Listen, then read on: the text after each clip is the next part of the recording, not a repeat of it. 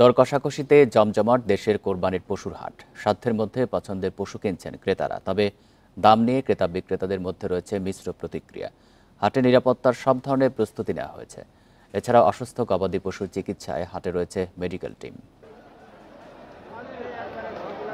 কোরবানির ঈদের বাকি বেশ কয়েকদিন পশুর হাটে শুরু হয়েছে ক্রেতা বিক্রেতার তোড়জোড়। ফরিদপুরের ৯ উপজেলার ৪০টি স্থানে বসেছে পশুর হাট। দাম নিয়ে মিশ্র প্রতিক্রিয়া থাকলেও পছন্দ পশু কিনছেন অনেকে। ক্রেতাদের সমাগম কম থাকলেও সামনে বেচাকেনা ভালো হওয়ার আশা বিক্রেতাদের। দাম মোটামুটি ভালোই যাইতেছে, একবারে খারাপ না, মধ্যমত আছে বাজার, একবারে কমও না বেশিও না। বিভিন্ন জায়গা থেকে পরিবহন যোগে যে পশুগুলো আসতেছে সাময়িকভাবে অনেক সময় অসুস্থ হয়ে যায়। তো যদি অসুস্থ হয়ে যায় প্রাথমিক ট্রিটমেন্টের জন্য আমরা সর্বদা নিয়োজিত। জমে উঠেছে জয়পুরহাটের ৫ উপজেলার ১৭টি পশুর হাট।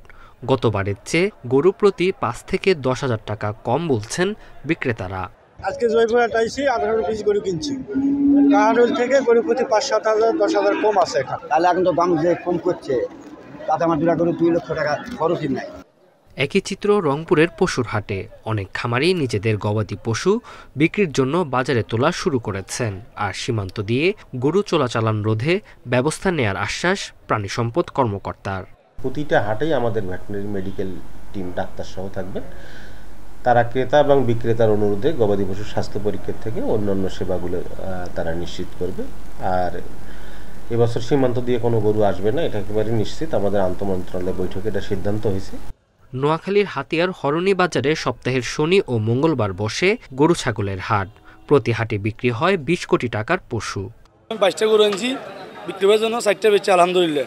আমাদের বাজার ইনশাল্লাহ মাল আছে, ওই জন্য সুবিধা আছে। এবং আমরা আইছি নোয়াখালীতে সমৃদ্ধ থেকে আসি গরুর লাই এবং ছাগলের লাই এটা লাই একটু ভালো জন্য এখানে আসা। ঝিনাইদহের ৬টি উপজেলার ২২টি গরুর হাটে বেচাকেনা শুরু হয়েছে। ক্রেতারা আসছেন হাটে, করছেন দরদামও। Tanzil Hasnat, Independent News. প্রতিটি ঈদে স্পেশাল হারপিক ৭৫০ ml বোতল থেকে ১ টাকা ব্যয় করা হবে পরিচ্ছন্নতা কর্মী ও সুবিধাবঞ্চিত শিশুদের জন্য। ঈদের খুশি ছড়িয়ে যায় হারপিকের সাথে।